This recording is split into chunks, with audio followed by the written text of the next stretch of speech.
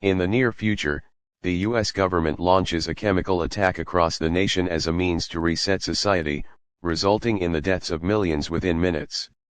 Following this, the government fails to maintain order, leaving survivors with two choices: join one of the gangs that control the territory and are in constant conflict, or become domestics, individuals who simply wish to live in peace. A few months post-attack, a domestic couple, Mark and Nina, are packing their car to travel to Milwaukee in search of Nina's parents.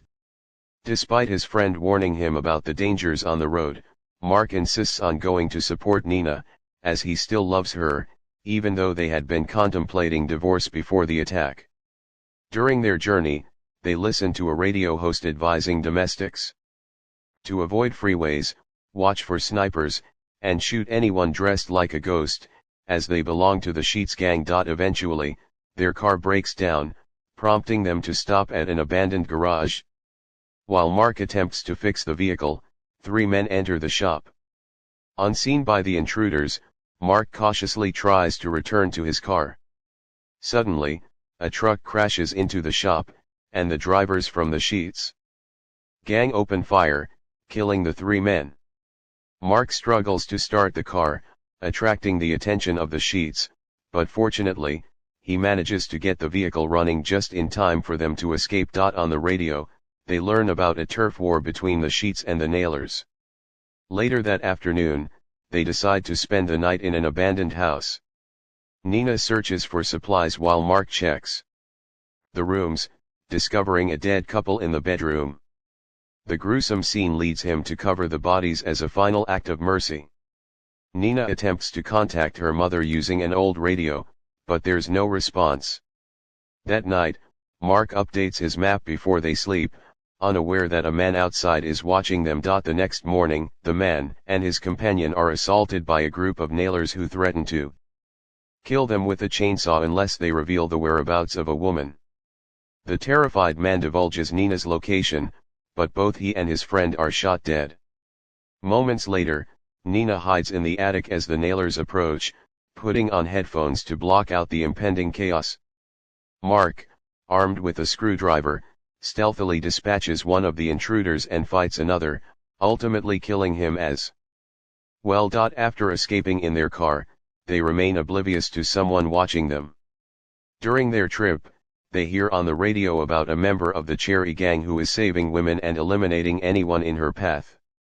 When they arrive at a supermarket for supplies, they encounter an armed man, but their fear dissipates when Nathan removes his mask and introduces himself as the one who had been watching them to ensure they were friendly. Their conversation is interrupted by the arrival of Nailers, leading them to hide behind shelves.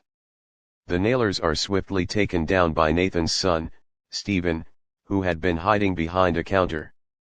Nathan persuades the couple to join his family for dinner, and they leave in his tow truck, which is pulling Mark's car. As they attempt to exit the parking lot, they are confronted by the Plowboys gang. Their leader, Jim, reveals that they are patrolling the area due to the presence of the Gamblers gang and mentions a woman named Betsy, who is trapped in the Gamblers truck. Though Jim shows interest in Nina, Nathan manages to convince him to let them pass. Unbeknownst to them, Dean, a member of the Nailers, is still alive and watching. Later, at dinner, the tension between Mark and Nina is palpable as they discuss their lives, while Nathan and his wife display affection. After the meal, Nathan reveals that the hamburgers they ate were made from human flesh, leaving Mark feeling nauseated. He asks Nathan not to inform Nina and announces their departure, but Nathan threatens him to stay. Suddenly, Dean bursts into the house using Nathan's daughter as a shield, demanding Nina and Mark. Without hesitation, Nathan agrees to exchange them for his daughter. As Dean pushes the girl forward, Stephen sneaks up and incapacitates Dean, leading to a chaotic struggle where Nathan's wife is shot. Mark drags Nina away, and Stephen attacks Dean repeatedly until he is subdued. The couple escapes in Nathan's car, but Nina expresses her desire to part ways with Mark, leading to an argument. The Gamblers spot them and spin a wheel, which lands on a skull, signaling that a sniper must open fire. A bullet strikes Nina in the shoulder, prompting Mark to turn back towards town. Meanwhile, Nathan contacts Jim, revealing he can have the couple. Jim, excited, goes to find his men, only to discover they are all dead. Betsy, having knocked him out, frees the captured women and takes a police car. When she hears Jim in the trunk, she shoots him in the leg and, distracted by movement in the forest, leaves her keys behind. The next morning, Nina wakes up in a cabin with a bandaged shoulder, finding a note from Mark stating he went to find food. She discovers another note warning her of a booby-trapped front door, so she escapes through the window.